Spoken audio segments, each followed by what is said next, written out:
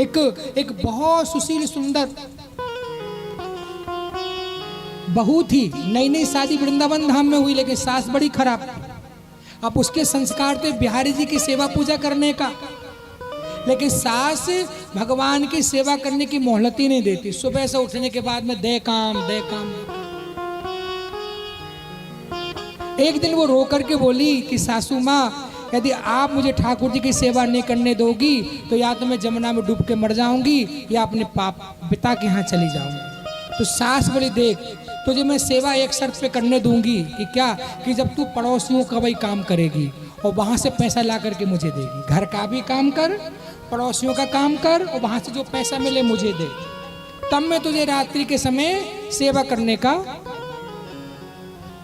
दिन भर घर का काम निपटावे बेचारी जल्दी जल्दी, पड़ोसियों का काम निपटावे, थोड़ा समय बचे तो बिहारी जी की तस्वीर के आगे भजन गा करके लाल लड़ाती। धीरे धीरे उसको खाने की कमी, काम बहुत ज्यादा, वो धीरे धीरे कमजोर हो गई और मूर्छा होकर के बार बार गिरने लगी, काम नहीं सजता। तो भगवान ने जानते हो क्या किया, एक दिन बर्तन मलते मलते वो मूर्छित हो गई।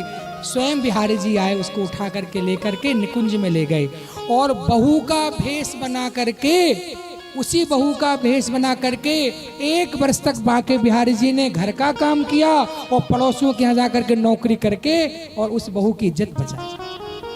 ऐसा बिहारी जी का मानना।